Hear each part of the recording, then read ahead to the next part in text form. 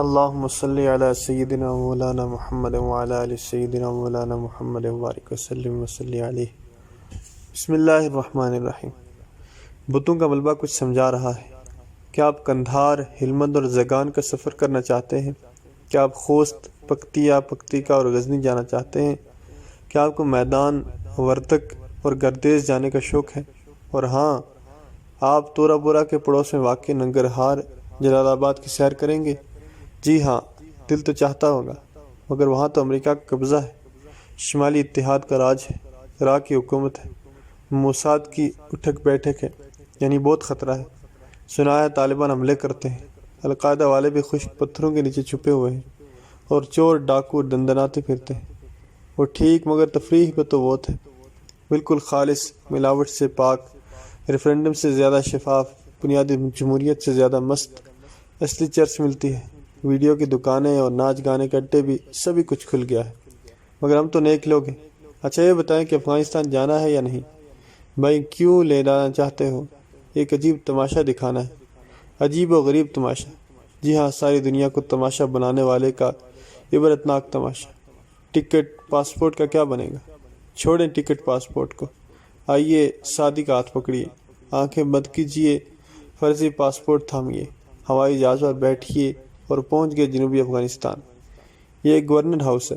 Governor صاحب پرانے زمانے میں مجاہد کمانڈر تھے، اب کرزئی کے دل کا سکون اور امریکہ کی آنکھ کے تارے ہیں۔ ان کے ہفتہ بہت مصروف ہے، اب آنکھیں بند کر کے گورنر صاحب کے چند دن کی مصروفیات دیکھتے جائیں۔ گورنر ہاؤس، اتوار کا دن۔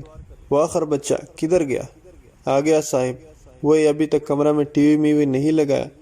جی ابھی حاضر کرتا ہوں۔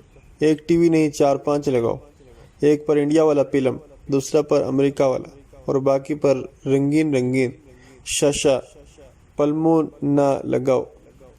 خاچی وہ تم کیا دیکھتا ہے؟ شراب مراب کا اچھا بوتل لا کر خوب ڈیزائن سے لگاؤ۔ وہ خانہ خراب، ہمارا پینٹ اور شرٹ تیار ہے۔ جی صاحب، کب پہنیں گے؟ ابھی تھوڑی دیر میں پہنتا ہوں، 11 بجے۔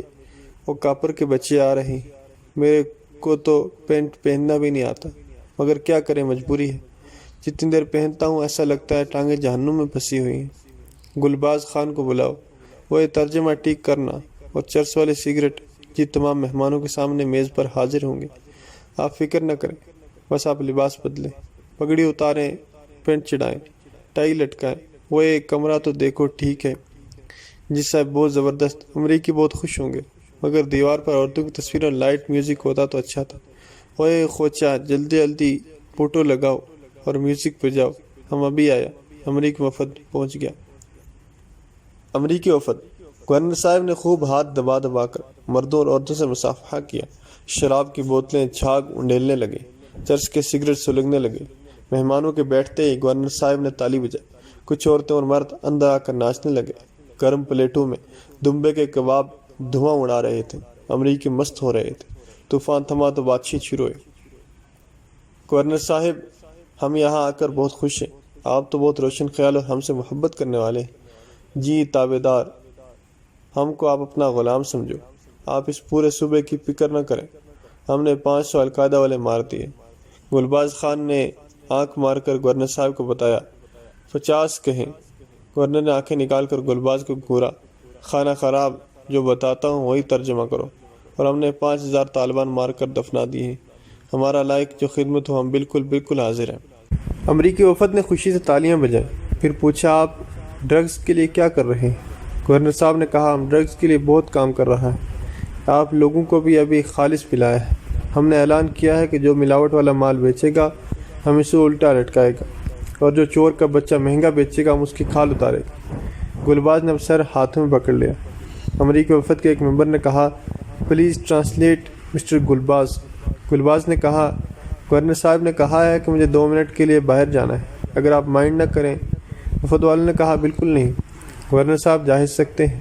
گلباز نے مخصوص اشارہ کر کے گورنر کو باہر نکالا، وہاں جا کر سمجھایا، پھر دونوں واپس آ گئے۔ گورنر نے گلا صاف کر کے کہا ہم ڈرگز کو بالکل ختم کرتا ہے، ہمارا صوبہ میں ایک بوٹی پیدا نہیں ہوگا، بس ہمارے کسان لوگ خر لوگ ہیں، اگر کوئی ڈالر مالر دے گا تو یہ لوگ ڈرگز کو ختم کرے گا۔ ترجمہ سن کر امریکی وفد نے اپنے کاغذوں پر کچھ لکھا۔ پھر پوچھا طالبان اور القاعدہ کو ختم کرنے میں آپ کا رول کیا ہوگا؟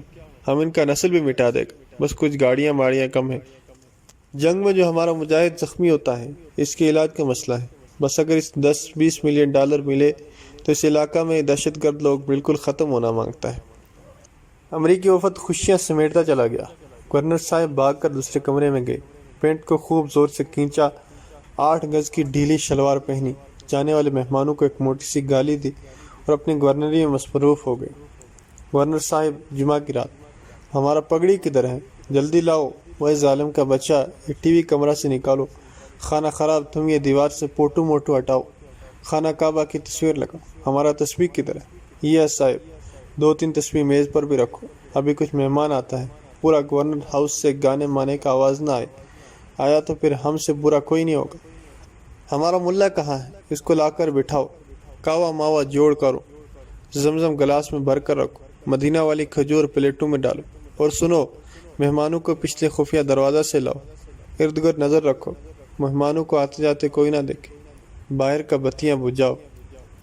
طالبان مہمان، گورنر صاحب نے ان کو گلے سے لگایا، ہر ایک کی داڑھی چومی، ہر ایک سے اس کے گھر کے فرد و تحریک کے کارکن کا حال احوال پوچھے، اور پھر گپ شپ شروع ہو گئی۔ ملا صاحب کیا حال ہے؟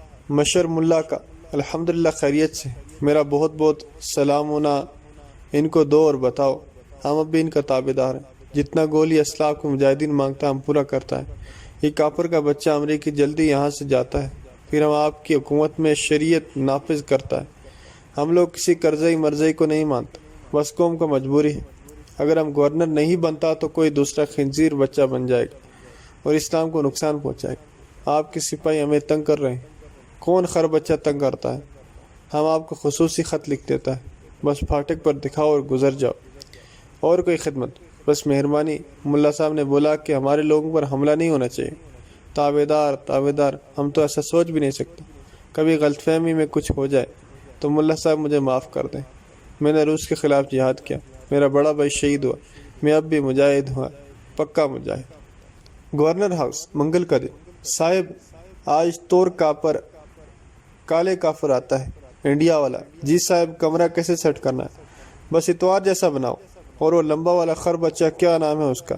امیتابھ بچن، ہاں اس کا فوٹو لگاؤ، اور وہ موٹی موٹی آنکھوں والی چوکری کا بھی۔ جی صاحب۔ انڈین وفد۔ شراب، کباب اور رقص و موسیقی کے بعد ہم آپ کے آنے سے بہت خوش ہو گیا۔ انڈیا ہمارا پکا دوست ہے، آپ لوگوں نے ہمیں بسیں دیا، جہاز دیا، ہسپتال دیا، ہم آپ کے لوگوں کا فلم روزانہ دیکھتا ہے، ہم آپ کا خادم، ہم نے آپ کے علاقے میں اپنا دفتر کھولنا ہے، بالکل تابع دار۔ دراصل ہمیں سیکیورٹی کا پرابلم ہے، آپ لوگ فکر نہ کریں، ادھر پاکستان کو کوئی آدمی نہیں آ سکتا، آپ بے فکر ہو کر دفتر کھولیں، اور ہمارے لیے بھی کوئی، آپ کے لیے ہم کافی تحفے لائے ہیں۔ شکریہ، مگر ہمیں رپورٹ ملی ہے کہ آپ کا ایک گھر کوئٹہ میں، ایک بنگلہ اسلام آباد میں، کافی سارے رشتہ دار پشاور میں ہیں۔ آپ لوگ ان باتوں کا فکر نہ کریں، میں زبان کا پکا ہے، آپ ہاتھ کھلا رکھو، ہم پاکستان کا پکا مخالف اور انڈیا کا دوست ہے، پھر ہمیں ڈیل کون کرے گا؟ گلباز خان، یہ بریف کیس آپ کا ہے، اور دوسرے کمرے میں۔ شکریہ، آپ خواہ مخواہ تکلیف کیا، ہم تو ویسے ہی تابع دار ہیں۔ گورنر ہاؤس، پیر کا دن۔ آج پاکستان کا وفد آ رہا ہے، کیا حکم ہے؟ کمرہ میں بابا قائد اعظم کا فوٹو لگاؤ، کھانا مانا اچھا بناؤ، نور جہاں کا کیسٹ بجاؤ۔ پاکستانی وفد۔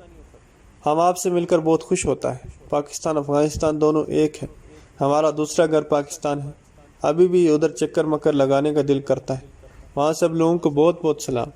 جی ہم بھی بہت خوش ہوئے، وہاں آپ کے گھر اور رشتہ دار بہت محفوظ ہیں، مگر ہم نے سنا ہے کہ راہ والے یہاں اپنا دفتر کھول رہے ہیں۔ راہ والا کون؟ انڈیا والے، وہ کافر کے بچے یہاں دفتر کھولیں تو ان کے ٹانگیں کاٹ کر واپس بھجوا دوں گا۔ پاکستان کا دفاع ہم پر فرض ہے، آپ نے ہمارے ساتھ ہمدردی کیا، ہمیں پناہ دی، ہم زبان کا پکا مسلمان ہیں، غداری نہیں کر سکتا، اور کوئی خدمت، ہم پاکستان کا تابع دار، بہت بہت شکریہ، ہمارے لائق کوئی کام، بس کچھ گندم وندم اور تیل میل اگر آ جائے تو غریب لوگوں کو پاکستان سے محبت ہو جائے گی، ہم اپنی حکومت سے بات کریں گے۔ ٹھیک ہے جی، ہم پاکستان کا تابع دار۔ گورنر ہاؤس کے 4 دن آپ نے دیکھ لیے، آنکھیں کھولو اور واپس چلیں، وہاں جو کچھ ہو رہا ہے اس فرضی تمثیل سے 2 قدم آگے ہیں، اس لیے کافروں کو خوش اور مسلمانوں کو پریشان ہونے کی ضرورت بالکل نہیں۔ افغانستان کے پراسرار بھول بھلیوں میں سوویت یونین اپنا وجود کھو بیٹھا۔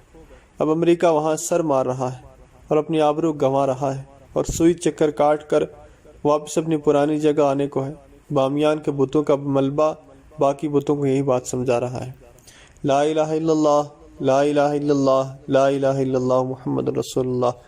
اللہم صلی علی سیدنا مولانا محمد وعلی آل سیدنا مولانا محمد وبارک وسلم علیہ۔ لا الہ الا اللہ محمد رسول اللہ۔